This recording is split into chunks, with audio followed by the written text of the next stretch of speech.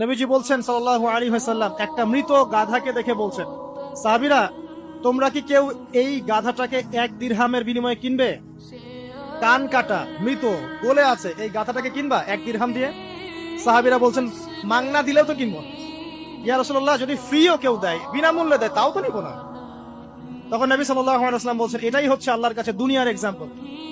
ওই মৃত গাধা তোমাদের কাছে যতটা না ইম্পর্টেন্ট, যতটুকু মূল্য রাখে, আল্লাহর কাছে এই দুনিয়া তার চেয়েও কম মূল্য রাখে। এই দুনিয়াতে তো সব ফয়সালা হবে না। আমরা তো হতাশ হয়ে যাই না যে দুনিয়াতে এমন কেন, এটা কেন, ওইটা কেন। দুনিয়া এটারই জায়গা। দুনিয়া সবকিছুর কনক্লুশনের জায়গা না, সবকিছুর পরিসমাপ্তির জায়গা হচ্ছে কিয়ামতের মাঠ। ওই দিন যে সফল সে সফল, যে ব্যর্থ সে ব্যর্থ। দুনিয়ার বাড়ি গাড়ি, স্ট্যাটাস, চাকরি বাকরি, ইজ্জত সম্মান, এটা সাফল্য ব্যর্থতার মানদণ্ড নয়, চূড়ান্ত মানদণ্ড নয়। চূড়ান্ত মানদণ্ড কি? ফামান যুহজিহা আনিন নার ওয়া উদখিলাল জান্নাহ ফাকাদ ফাজ। যাকে জাহান্নাম থেকে বাঁচানো হবে, জান্নাতে প্রবেশ করানো হবে, পুলসিরাত পার হতে পারবে, এই একমাত্র ব্যক্তি সফল। সাফল্যের সংজ্ঞাটা জেনে রাখবেন, তাহলে আপনি দুনিয়াতে হতাশ হবেন না ইনশাআল্লাহ। এবার কি হলো, যখন আদম আলাইহিস সালাম সমস্ত নাম শিক্ষা দেওয়া সমস্ত নাম বলে দিলেন, এখানে নাম মানে কিন্তু খালি নাম নয়, জ্ঞান বলে দিলেন, তখন আল্লাহ রাব্বুল আলামিন ফেরেশতাদেরকে বললেন, তোমরা সবাই এখন আদমকে সিজদা করো। ওয়া ইয কুলনা লিল মালাইকাতি ইসজুদু লি আদম। আল্লাহ পাক এবার বলছেন, আমি সমস্ত মালায়েকাকে বললাম তোমরা আদমকে সিজদা করো। ফাসাজাদু, সবাই সিজদা করলো, ইল্লা ইবলিস, ইবলিস সিজদা করলো না। কেন করলে না? ইবলিসকে বলা হচ্ছে, ইয়া ইবলিস মা মানাকা আল্লা তাসজুদা ইয আমারতুক। তোমাকে কে নিষেধ করলো সিজদা করতে ওই আদমকে যাকে আমি আদেশ করেছি? কে নিষেধ করলো? তখন ইবলিস বলছে, খলাকতানি মিন নার ওয়া খলাকতাহু মিন তিন। আমাকে সৃষ্টি করেছেন আগুন দিয়ে, আর আদমকে সৃষ্টি করেছেন মাটি দিয়ে, আমি কিভাবে তাকে সিজদা করতে পারি? ইবলিস বলতে চাইলো যে আপনি যে বলছেন আদমকে সিজদা করো, আদম তো মাটির তৈরি, আমি তো আগুনের তৈরি, তাহলে আপনি ভুল বলছেন। নাউজুবিল্লাহ। আগুন কেন মাটির সামনে নত হবে? মাটি আগুনের সামনে নত হওয়া উচিত। তার কেয়াস হচ্ছে এমন। কেয়াস মানে কি? তার এটা কি? হ্যাঁ, তার এটা যুক্তি, তার এটা যুক্তি এবং দর্শন যে আমি কেন তাকে সিজদা করব? আমি তো আগুনের তৈরি, আর আদম হচ্ছে মাটির তৈরি। তো খলাকতাহু মিন নার ওয়া খলাকতানি মিন তিন, খলাকতানি মিন নার ওয়া খলাকতাহু মিন তিন। আমাকে সৃষ্টি করেছেন আগুন দিয়ে, আদমকে সৃষ্টি করেছেন মাটি দিয়ে। আবা ওয়াস্তাকবারা, আল্লাহ পাক বলছেন সে উদ্ধত হলো এবং অহংকার প্রদর্শন করল। আর আল্লাহ পাক অনেক কিছু মাফ করে দেন, কিছু কিছু বিষয় আল্লাহ পাক মোটেই পছন্দ করেন। তার মধ্যে একটা হচ্ছে অহংকার, তার মধ্যে একটা হচ্ছে শিরক, তার মধ্যে একটা হচ্ছে অন্যের হক নষ্ট করা, তার মধ্যে একটা হচ্ছে আদম সন্তানকে হত্যা করা, তার মধ্যে একটা হচ্ছে বৃদ্ধ বয়সে ব্যভিচার করা, তার মধ্যে একটা হচ্ছে মুরতাদ হয়ে যাওয়া। ওই যে খ্রিস্টান হয়ে যাচ্ছেন না, খালি মরেন তারপর বুঝবেন, খালি মালাকুল মউত আসুক তারপর বুঝবেন। আল্লাহ রাব্বুল আলামিন বলছেন তার রাসূলের মাধ্যমে, কেউ যদি সাক্ষ্য দেয় আল্লাহ ছাড়া কোনো মাবুদ নাই, মুহাম্মদ সাল্লাল্লাহু আলাইহি ওয়াসাল্লাম শেষ নবী, ঈসা ইবনে মারইয়াম আল্লাহর প্রেরিত নবী, আল্লাহর পুত্র নন, জান্নাত সত্য এবং জাহান্নাম সত্য, এই 5টা বিষয় যদি কেউ সাক্ষ্য দেয়, ইনশাআল্লাহ সে জান্নাতে যাবে, তার আমল যেমনই হোক। টাকার বিনিময়ে, চাকরির বিনিময়ে, সমাজ সেবার নামে আর চিকিৎসার নামে ঈমান বিক্রি করে ফেললেন, সুবহানাল্লাহ, সুবহানাল্লাহ।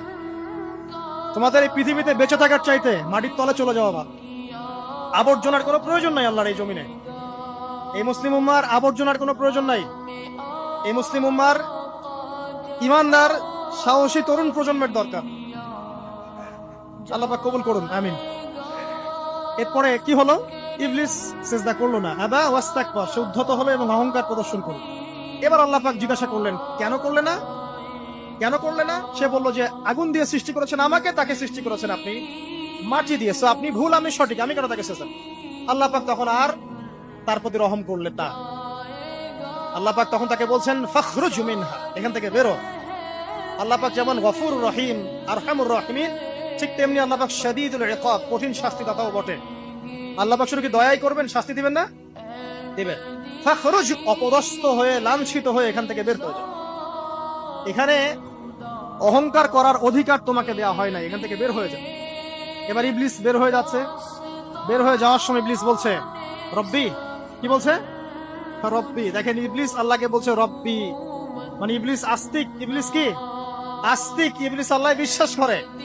ইবলিস বলছে রব্বি, হে আমার রব, আনজিরনি ইলা ইয়াউমি ইউবআসুন, আমাকে কিয়ামত দিবস পর্যন্ত অবকাশ দেন। আমাকে তো বের করে দিচ্ছেন, ঠিক আছে, আমাকে কিয়ামত দিবস পর্যন্ত অবকাশ দেন। শব্দ চয়ন হচ্ছে রব্বি, হে আমার রব, মানে ইবলিস কিন্তু নাস্তিক না। তাহলে এখন যারা এই যে এথিজমে বিশ্বাস করছেন, আসলে এরা কেউ নাস্তিক না, এরা ইসলাম বিদ্বেষী। কখনো দেখবেন না তাদেরকে অন্য ধর্মের কোনো বিষয় নিয়ে কটু মন্তব্য করছে, প্রশ্ন উত্থাপন করছে, এমনটা খুব কমই দেখবেন। এদের যত মাথা ব্যথা ইসলাম নিয়ে। এখানে দেখেন ইবলিসের কথা বলছি, ইবলিস কিন্তু আস্তিক। ইবলিস কি বলছে? রব্বি আনজিরনি ইলা ইয়াউমি ইউবআসুন, হে আমার রব। ইবলিস জানে যে আল্লাহ তার রব। ওই যে সূরা হাশরের শেষের দিকে পড়ে দেখবেন ইবলিস বলে উকফুর, তোমরা কুফরি করো। তারপরে মানুষ যখন কুফরি করে সে বলে আমি ইন্নী আখাফুল্লাহ রাব্বাল আলামিন, আমি আল্লাহকে ভয় করি যে জগৎ সমূহের প্রতিপালক। শয়তানকে মানুষকে জিজ্ঞাসা করবে জাহান্নামীরা, তুমি আমাদেরকে পথভ্রষ্ট করেছে। শয়তান বলবে আমি কিচ্ছু করি নাই, আমি তোমাদেরকে কোনো কাজে ফোর্স করি নাই, আমি শুধু তোমাদেরকে ওয়াসওয়াসা দিয়েছি, তোমরা নিজেরাই কাজ করছো।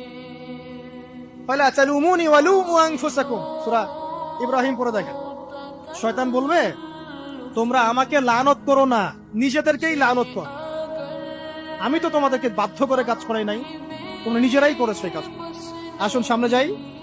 এবার আল্লাহ পাক যখন ইবলিসকে বের করে দিলেন, সে বলছে আমাকে কিয়ামত পর্যন্ত অবকাশ দিন। কিয়ামত পর্যন্ত অবকাশ নিয়ে ইবলিস কি করবে? উত্তর, ইবলিস বলছে ফাবিমা আগওয়াইতানি, হে আল্লাহ, যে কারণে বা যে আদমের কারণে আপনি আমাকে এখান থেকে বের করে দিলেন, লাআকউদান্না লাহুম সিরাতাকাল মুস্তাকিম, আমি সে আদম সন্তানের সরল পথে ওত পেতে বসে থাকব। শয়তানের কথা কি মনে থাকবে যুবক ভাইরা? শয়তানের চ্যালেঞ্জ কি? আমি আদম সন্তানের সরল পথে ওত পেতে বসে থাকবো, মানে আমার আপনার সবার পথে সে ওত পেতে বসে আছে। এটা যদি মাথায় থাকে তাহলে জীবনে চলা সহজ হয় না? আর কি করব? সুম্মা লাআতিয়ান্না মিন বাইনি আইদিহিম, শুধু বসেই থাকবো না, আমি আসবো তাদের সামন থেকে, ওয়া মিন খালফিহিম, তাদের পিছন থেকে, ওয়া আন আইমানিহিম, তাদের ডান দিক থেকে, ওয়া আন শামাইলিহিম, তাদের বাম দিক থেকে, ওয়ালা তাজিদু আকসারাহুম শাকিরিন, হে আল্লাহ, আপনি বেশিরভাগ আদম সন্তানকে শুকরগুজার পাবেন না। তার কথা, শয়তানের এই কথাটা কি সত্য না মিথ্যা? এখন বেশিরভাগ লোক নামাজ পড়ে না পড়ে না?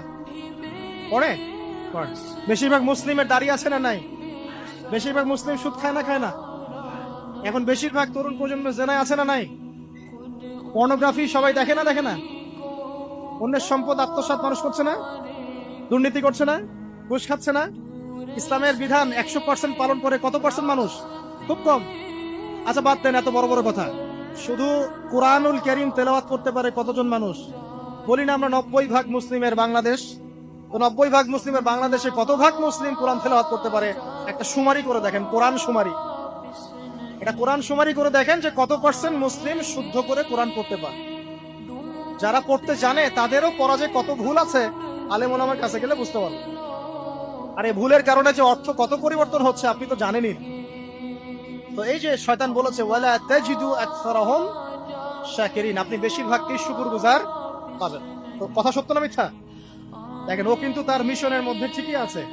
কথা যে সত্য তার প্রমাণ সহিহ বুখারীর একটা হাদিস, যেটা 4 বার এসেছে বুখারীর মধ্যে, যে আদম আলাইহিস সালামকে ডাকা হবে কিয়ামতের মাঠে, ডেকে বলা হবে তোমার সন্তানদের মধ্য থেকে জাহান্নামীদেরকে আলাদা করে দাও। আদম আলাইহিস সালাম বলবেন কতজনকে আলাদা করে দিব? আল্লাহ পাক বলবেন প্রতি 1099 জনকে জাহান্নামের জন্য আলাদা করে দাও। শয়তানের কথা ঠিক না ঠিক? এবার আল্লাহ রাব্বুল আলামিন তাকে বের করে দিলেন। ইবলিস এবার বের হয়ে গেল, চ্যালেঞ্জও করলো। এবার আল্লাহ পাক আদম আলাইহিস সালামকে ডেকে বলছে ইয়া আদম, এবার আদম আলাইহিস সালামের এই যে পাজর মানে বুকের পাজর, এখান থেকে তার সঙ্গিনীকে সৃষ্টি করা। কারণ আদম আলাইহিস সালাম একাকী ছিলেন, একা একাকী থাকা যায়? একা একা থাকতে কষ্ট হয় না? একজন জীবন সঙ্গী লাগে না? তো আদম আলাইহিস সালামের এই বাম পাজরের হাত থেকে হাওয়া আলাইহিস সালামকে সৃষ্টি করা। সৃষ্টি করার পর আরো একটা ঘটনা আছে যে আল্লাহ রাব্বুল আলামিন আদম আলাইহিস সালামের পিঠের যে অংশটুকু আছে, এই অংশটুকু থেকে আগামীতে যত আদম সন্তান আসবে সবাইকে ছোট ছোট পিঁপড়ার আকৃতিতে সামনে নিয়ে দেখালেন। সুবহানাল্লাহ, যত আদম সন্তান আসবে আল্লাহ পাক সবাইকে আদমের সামনে দেখালেন এবং বললেন এই যে শুভ্র অংশ যারা, মানে সাদা অংশ যারা, তারা তোমার সন্তানদের মধ্য থেকে সবাই জান্নাতি। আর তোমার এই যে বাম পাশে যেগুলো কালো কালো ছোট ছোট আকৃতি দেখছো, এগুলো সব তোমার সন্তানদের মধ্য থেকে জাহান্নামী। আমরা দোয়া করি আমরা তাদের অন্তর্ভুক্ত না হই। এবার আল্লাহ পাক সবাইকে বললেন, সূরা আরাফের মধ্যে আসছে 182 নম্বর আয়াতে মনে হয়, আল্লাহ পাক বলেন আলাস্তু বিরাব্বিকুম, হে আদমের সন্তানরা, আমি কি তোমার রব নই? আমি কি তোমাদের রব নই? আলাস্তু বিরাব্বিকুম, আমি কি তোমাদের রব নই? আলাস্তু বিরাব্বিকুম, আমি কি তোমাদের রব নই? আমরা সবাই তখন বলেছিলাম বালা ইয়া রব্বি, অবশ্যই আপনি আমাদের। আমরা এখন ভুলে গেছি না? আমরা সবাই এই সাক্ষী দিয়ে আসছি রুহের জগতে। আর রুহের জগৎ বলে একটা জগৎ আছে, অনেক জগৎ আছে। রুহের জগৎ একটা, দুনিয়ার জগৎ একটা, জিন জাতির জগৎ আলাদা, বারজাখ পরকালে যে কবরে রাখার পরে বারজাখের জগৎ একটা, আর দারুল করার যেটা হবে একদম জান্নাত জাহান্নাম, ওটা আরেকটা জগৎ। এই যে মহাবিশ্ব যে সম্প্রসারিত হচ্ছে, এক এক গ্যালাক্সিতে এক একটা জগৎ না, এরকম বহু জগৎ আছে। রুহের জগতে আমরা এই ওয়াদা আল্লাহর কাছে করে এসেছি। এটাকে আহদে আলাস্তু বলে। কি বলে? আহদে আলাস্তু, মানে আলাস্তু বিরব্বিকুম, আমি কি তোমাদের রব নই? আমরা বলেছিলাম হ্যাঁ আপনি আমাদের রব। একটা মজার কথা আছে এখানে, যখন আদম আলাইহিস সালাম দেখছিলেন তার সন্তানদেরকে সাদা সাদা আকৃতি ছোট ছোট, এর মধ্যে একটা সন্তানকে দেখে, একজন সন্তানকে দেখে তার প্রচন্ড ভালো লেগেছিল এবং তিনি অত্যন্ত সুদর্শন ছিলেন। তাকে দেখে তার প্রচন্ড রকম ভালো লেগেছিল। আল্লাহ পাককে তিনি জিজ্ঞাসা করলেন, হে আল্লাহ, আমার সন্তানদের মধ্যে কে এই সুন্দর সন্তান কে? আল্লাহ পাক বললেন, সে হচ্ছে তোমার সন্তান দাউদ। কি নাম? দাউদ আলাইহিস সালাম। আপনাকে বলে রাখি, আদম আলাইহিস সালামের ব্যাপারে যেমন আল্লাহ পাক বলেছেন আদম আমার খলিফা, ঠিক দাউদ আলাইহিস সালাম সম্পর্কেও আল্লাহ পাক বলেছেন দাউদ আমার খলিফা। বুঝতে পারলেন? কোথায় আছে? সূরা সাদ পড়ে দেখেন। ঠিক আদম আলাইহিস সালাম সম্পর্কে আল্লাহ পাক বলেছেন না যে আমি পৃথিবীতে খলিফা পাঠাচ্ছি, ঠিক দাউদ আলাইহিস সালাম সম্পর্কেও আল্লাহ পাক বলেছেন দাউদ আমার খলিফা। ইয়া দাউদ ইন্না জাআলনাকা খলিফাতান ফিল আরদ ফাহকুম বাইনান নাস বিল হক ওয়া লা তাত্তাবি'ল হাওয়া। আয়াতটা পুরো দেখবেন, ওইদিকে আমি পরে আসছি। তো ওই সন্তানকে দেখে তার এত ভালো লাগলো, আল্লাহর কাছে তিনি জিজ্ঞাসা করছেন, হে আল্লাহ, আমার এই সন্তানের হায়াত কত? আল্লাহ পাক বলছেন, তোমার এই সন্তানের হায়াত হচ্ছে 60 বছর। কত বছর? 60 বছর। আর আমাদের উম্মতে মুহাম্মাদের কিন্তু গড় আয়ু এরকম 60-65, এর বেশি না গড় আয়ু। তখন আদম আলাইহিস সালাম বলেন, আল্লাহ, আমার হায়াত থেকে তাকে 40 বছর দিয়ে দাও। আমার হায়াত থেকে তাকে 40 বছর দিয়ে দাও। আল্লাহ পাক তাকে 40 বছর দিয়ে দিলেন। তাই আদম আলাইহিস সালামের 1000 বছর হায়াত হয়ে গেল 960 বছর, আর দাউদ আলাইহিস সালামের 40 বছর হায়াত হয়ে গেল 100 বছর। এখন আসেন এই জায়গায় যে আদম আলাইহিস সালাম এবং দাউদ আলাইহিস সালাম দুইজনকে আল্লাহ পাক কি বলেছেন? খলিফা। খলিফা কে? খলিফা কাকে বলে? এটা একটু শুনেন ছোট্ট করে। সূরা সাদ পড়বেন 24 কি 26 নম্বর আয়াত। আল্লাহ পাক বলছেন, ইয়া দাউদ, হে দাউদ, খলিফার কাজ কি এটা শোনেন। হে দাউদ, ইন্না জাআলনাকা খলিফাতান ফিল আরদ, নিশ্চয়ই আমি আল্লাহ তোমাকে পৃথিবীতে খলিফা করেছি। কি করেছি? খলিফা করেছি। তোমার কাজ কি? ফাহকুম বাইনান নাসি বিল হক, মানুষের মাঝে আল্লাহর বিধান দ্বারা হকের মানদণ্ডে বিচার ফয়সালা করবে। তাহলে আল্লাহর খলিফার দায়িত্ব কি? আল্লাহর বিধান দ্বারা বিচার ফয়সালা করা। ওয়ালা তাত্তাবি'ল হাওয়া, তুমি নিজের প্রবৃত্তির অনুসরণ করবে না। ফায়ুদিল্লাকা আন সাবিলিল্লাহ, তাহলে তোমাকে এটা সরল পথ থেকে বিচ্যুত করে দেবে। ইন্নাল্লাযীনা ইউদিল্লুনা আন সাবিলিল্লাহ, নিশ্চয় যারা আল্লাহর পথ থেকে বিচ্যুত হয়ে যায়, লাহুম আযাবুন শাদীদ, তাদের জন্য কঠিন শাস্তি আছে। বিমা নাসু ইয়াউমাল হিসাব, এই কারণে যে তারা হিসাবের দিনটা ভুলে গেছে। এই আয়াত থেকে খলিফার ফাংশন বুঝতে পারলেন? খলিফার ফাংশন কি? আপনি যা ইচ্ছা তাই ফয়সালা করবেন, নিজের মন গড়া যা ইচ্ছা রচনা করবেন। ফাহকুম বাইনান নাসি বিল হক, মানুষের মধ্যে হকের মানদণ্ডে বিচার ফয়সালা। হকটা কি জিনিস?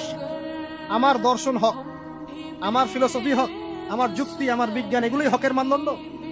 হকের মানদণ্ড কি? কোথায় উত্তর আছে? কোরআনেই উত্তর আছে। কোন সূরা? সূরা কাহফ। কত নম্বর আয়াত? আয়াত নম্বর 29। আল্লাহ পাক বলছেন, ওয়াকুলিল হাক্কু মির রাব্বিকুম, হক সেটাই যা তোমার রবের পক্ষ থেকে নাযিল। কথা কি ক্লিয়ার? হক কি জিনিস? যা তোমার রবের পক্ষ থেকে নাজিল হয়। ফামান শাআ ফালইউমিন, যার ইচ্ছা হয় সে স্বীকার করুক। ওয়া মান শাআ ফালইয়াকফুর, যার ইচ্ছা হয় সে অস্বীকার। ইন্না আ'তাদনা লিয-যালিমিনা নারান, অস্বীকারী জালেমদের জন্য আমি আগুন প্রস্তুত করে রেখেছি। তো এখানে আপনি হকের সংজ্ঞা পেলেন এবং হকের মানদণ্ডে বিচার ফয়সালা করলে পরে খলিফা হয়। যদি আল্লাহ পাকের হকের মানদণ্ডে কেউ ফয়সালা না করে, সে আল্লাহর খলিফা নয়, সে শয়তানের খলিফা। কথা কি ক্লিয়ার?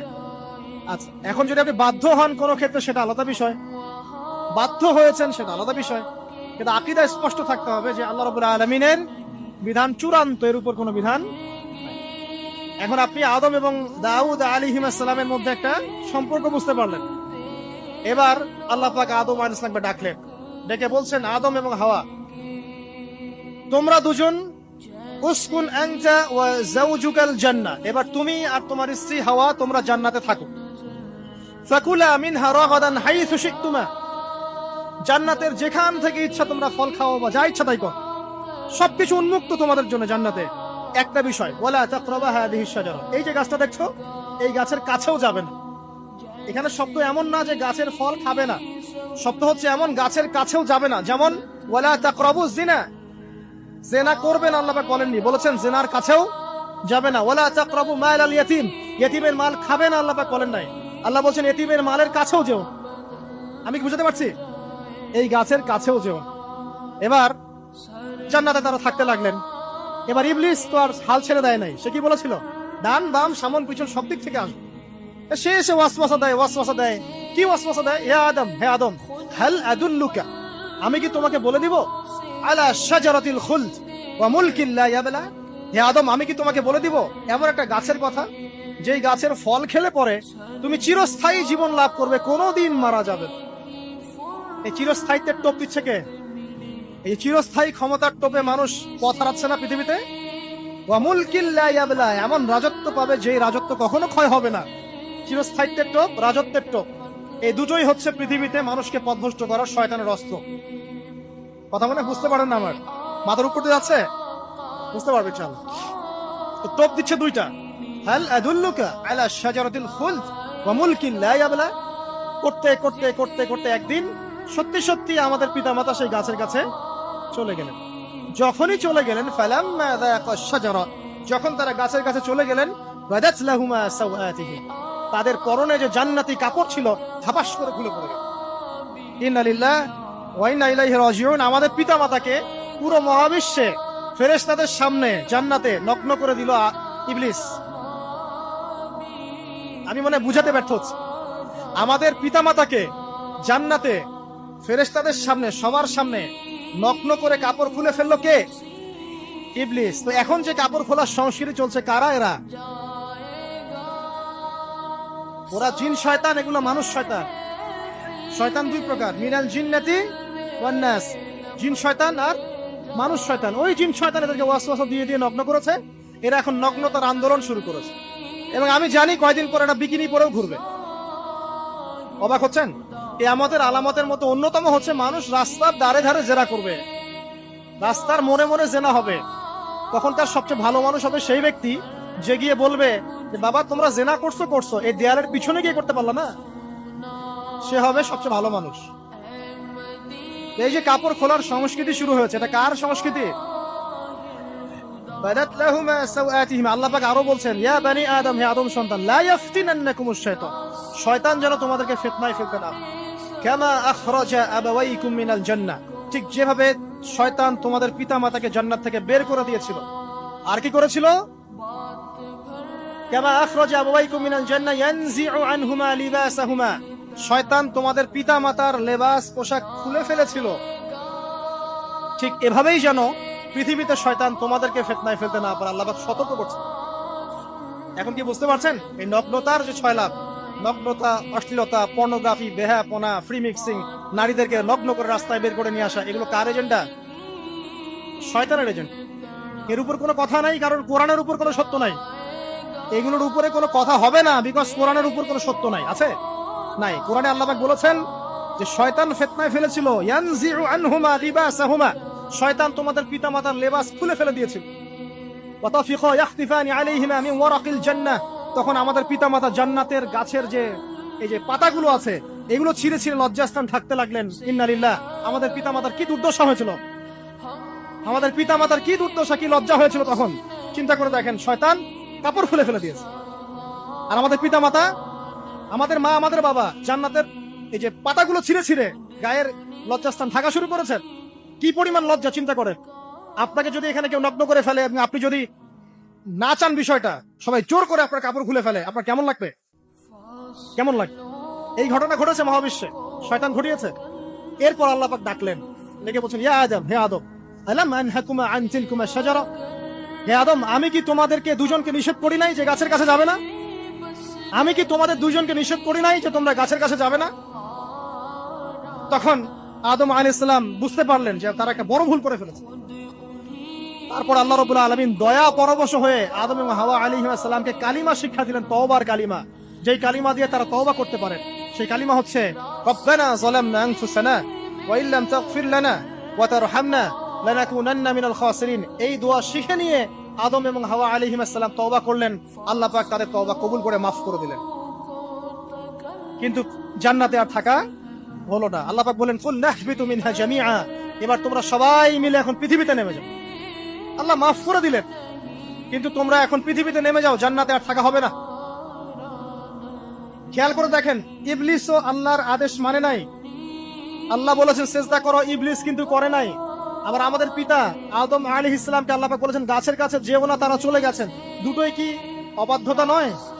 তাহলে ইবলিসকে চিরস্থায়ী জাহান্নামী করা হলো, আদম সন্তানকে কেন করা হলো না? উত্তর, আদম সন্তান আদম আলাইহিস সালাম তওবা করে ফিরে এসেছে, ইবলিস আসে নাই। তাই আমাদের দ্বারা পদে পদে ভুল হবেই, তওবা করে ফিরে আসলেই গুনাহ মাফ ইনশাআল্লাহ। আর যদি ইবলিসের মতো গুনার উপর গুনাহ করতেই থাকেন আর বলেন যে আমি ঠিক কাজ করছি, তাহলে ইনশাআল্লাহ ওই যে জাহান্নাম অপেক্ষা করছে। ইবলিসকে আল্লাহ পাক বললেন যে তুমি এবং তোমার অনুসারী যারাই থাকবে সবাইকে দিয়ে লাআমলাআন্না জাহান্নামা মিনকুম আজমাইন, তোমাদের সবাইকে দিয়ে আমি জাহান্নাম পরিপূর্ণ করব। নাউযুবিল্লাহ। এবার সবাই পৃথিবীতে নেমে আসলো। পৃথিবীতে এসেই কি আল্লাহ পাক ছেড়ে দিলেন?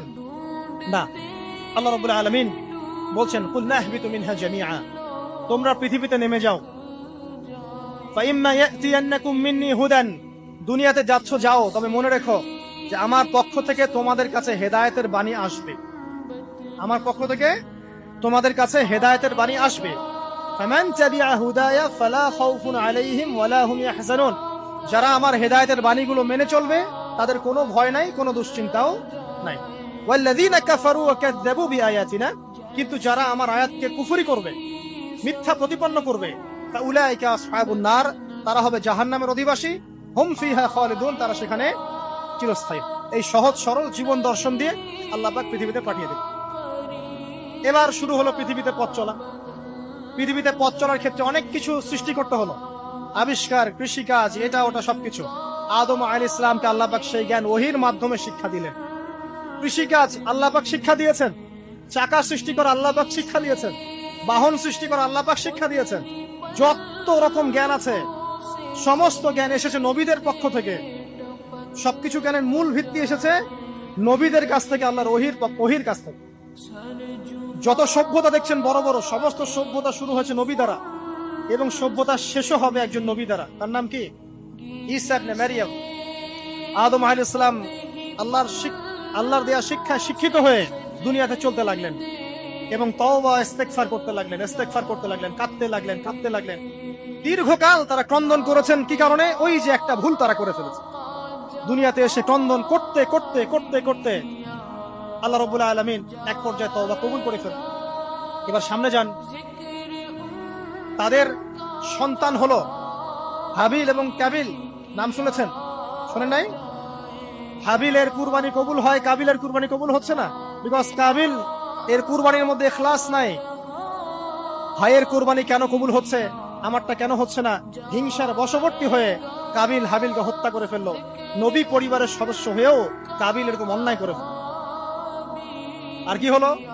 রাসূল সাল্লাল্লাহু আলাইহি ওয়াসাল্লাম বলেছেন, পৃথিবীতে যত মানুষ অন্যায়ভাবে নিহত হবে, পৃথিবীতে যত মানুষ অন্যায়ভাবে খুন হবে, সমস্ত খুনের পাপের একটা অংশ কাবিলের আমলনামায় যুক্ত হবে। কারণ সেই প্রথম খুন চালু করেছে। এই যে আজকে গুনাহে জারিয়া চালু করছেন না, সুদী এনজিও, সুদী সমিতি, সিনেমা হল, এইটা ওইটা, মদের বার, যত গুনাহে জারিয়া চালু করছেন, মৃত্যু হবে, কবরে যাবেন ঠিকই, কিন্তু গুনাহ কমবে না ইনশাআল্লাহ। মনে করেন একজন নগ্ন ছবিতে অভিনয় করেছে, ঠিক আছে, এখন নাই পৃথিবীতে, বা কেউ অশ্লীল গান বাজনা করে দুনিয়া থেকে বিদায় নিয়েছে, দুনিয়াতে তার গান এখনো বাজছে, সে কবরে কবরে শুয়ে শুয়ে সেই গুনাহগুলো পাচ্ছে। ঠিক আপনি যদি এখন ভালো কোনো কাজ করেন, দিনই কোনো ভালো কাজ করেন, মসজিদ হোক, মাদ্রাসা হোক, ইতিমখানা হোক, বিধবাদের কোনো প্রকল্প হোক, বৃদ্ধাশ্রম হোক, মানবতার কোনো কল্যাণমূলক কাজ হোক, মৃত্যুর পরেও ইনশাল্লাহ আপনি নেকি পেতে থাকবেন। সদকায়ে জারিয়া আর গুনাহে জারিয়া ভালো করে বুঝবেন। একটা গুনাহ করে মাফ নেওয়া আলাদা বিষয়, আর গুনাহ চলতে থাকাটা আর একটা বিষয়। আল্লাহ আমাদেরকে হেফাজত করুন, আমিন। নবী পরিবার এগিয়ে গেল এবং তাদের সময়ে তারা শুধু ক্রন্দন করেছেন, ইবাদত করেছেন, আল্লাহর কাছে ইস্তেগফার করেছেন এবং ওই যে জান্নাতে ফিরে যাওয়ার জন্য তারা প্রাণ চেষ্টা করেছে। এক পর্যায়ে আদম আলাইহিস সালামের বয়স যখন 960 বছর হলো, আল্লাহ রাব্বুল আলামিন তাকে ওফাত দিলেন, তার ইন্তেকাল হয়ে গেল। ইন্না লিল্লাহি ওয়া ইন্না ইলাইহি রাজিউন। এরপরেও নবী পরিবার চলতে লাগলো, চলতে চলতে পরবর্তীতে আসলেন নূহ আলাইহিস সালাম, তারপরে ইব্রাহিম, আদ জাতি, তারপর সামুদ, তারপরে শুআয়ব, কওমে মাদিয়ান, মূসা, দাউদ, সুলাইমান, ইসহাক, ইয়াকুব। নবী পরিবার চলতেই লাগলো। এক পর্যায়ে ঈসা আলাইহিস সালামের পরে মুহাম্মদ সাল্লাল্লাহু আলাইহি ওয়াসাল্লামের মধ্য দিয়ে নবীদের সিলসিলা আল্লাহ পাক শেষ করে দিলেন। এভাবেই সভ্যতা এগিয়ে গেছে, এভাবেই আমাদের পিতামাতার হাত ধরে জ্ঞান পৃথিবীতে এসেছে। এবং ওই যে শয়তানের মিথ্যা প্রলোভন, প্রতারণা, এর ফলশ্রুতিতে ওই যে আমাদের পিতামাতার গা থেকে কাপড় খুলে পড়লো, আল্লাহ পাক রাগান্বিত হয়ে সবাইকে দুনিয়াতে নামিয়ে দিলেন, ইবলিসকে চিরস্থায়ী জাহান্নামী ঘোষণা করলেন। কিন্তু আমাদের পিতামাতার ক্রন্দন, তওবা, ইস্তেগফার, আমলের বদৌলতে, আল্লাহর রহমতে আল্লাহ পাক পিতামাতাকে মাফ করে দিলেন। এভাবেই মানব জাতি এগিয়ে যাচ্ছে। আজকে আমরা এই পর্যায়ে পর্যন্ত এসেছি। আদম আলাইহিস সালামের এই সংক্ষিপ্ত জীবনী থেকে আমরা কি শিখলাম? আমরা শিখলাম যে আল্লাহ রাব্বুল আলামিন অনেক ভালোবেসে, অনেক মহব্বত করে, মমতা দিয়ে, মায়া দিয়ে নিজের হাতে আমাদের পিতাকে সৃষ্টি করেছেন। এক, দুই, আমাদের পিতাকে আল্লাহ রাব্বুল আলামিন তার পক্ষ থেকে জ্ঞান শিক্ষা দিয়েছেন। এই কারণে আদম সন্তানরা জন্ম থেকেই দেখবেন কিছু না কিছু জ্ঞানে জ্ঞানী হয়েই থাকে। জ্ঞান আপনার ডিএনএ এর মধ্যে থাকেই। আল্লাহ রাব্বুল আলামিন আদম আলাইহিস সালামের মধ্যে রূহ ফুঁকে দিয়েছেন। আল্লাহ রাব্বুল আলামিন আদম আলাইহিস সালামকে জান্নাতে রেখেছেন। আল্লাহ রাব্বুল আলামিন গাছের কাছে যাওয়ার পরেও তওবা ইস্তেগফারের মধ্য দিয়ে তাকে মাফও করে দিয়েছেন। আল্লাহ রাব্বুল আলামিন আদম এবং হাওয়া আলাইহিস সালামের মধ্য দিয়ে এই পৃথিবীতে মানব জাতির সিলসিলা অব্যাহত রেখেছেন এবং কিয়ামত পর্যন্ত যত আদম সন্তান আসবে তাদের জন্য আল্লাহ পাক তার পক্ষ থেকে হেদায়েত প্রেরণ করেছেন। এক যুগে তাওরাত এসেছে, কখনো জাবুর, কখনো ইনজিল, কখনো কোরআন। সর্বশেষ টেস্টামেন্ট হিসেবে কোরআন এসেছে। এখন যদি এই ওহীর বাণী, কোরআন এবং এর ব্যাখ্যা, হাদিস আমরা মেনে চলি, ইনশাআল্লাহ তাআলা আমরা আবার সেই জান্নাতে ফিরে যাব যেখান থেকে আমাদেরকে নামিয়ে দেওয়া হয়েছে। আর যদি আমরা কোরআন এবং হাদিস বা আল্লাহর ওহীর পরোয়া না করি, এর আলোকে জীবন না করি, তাহলে ওই ইবলিসের সাথেই আমাদেরকে জাহান্নামে থাকতে হবে। নাউযুবিল্লাহ। আল্লাহ রাব্বুল আলামিন আমাদের সবাইকে কোরআন এবং সুন্নাহ, আল্লাহর ওহী মেনে চলার তৌফিক দান করুন এবং ইবলিসের খপ্পর থেকে আল্লাহ পাক আমাদেরকে বাঁচিয়ে রাখুন। ইবলিসের যত এজেন্ট আছে, ওদের যে দুরভিসন্ধি, ষড়যন্ত্র এবং শয়তানি ফাঁদ, এগুলো থেকে আল্লাহ পাক আমাদেরকে, আমাদের মা বোনদেরকে, আমাদের পরিবারের সদস্যদেরকে, আমাদের সমাজকে, রাষ্ট্রকে আল্লাহ পাক হেফাজত করুন, বাঁচিয়ে রাখুন, আমিন।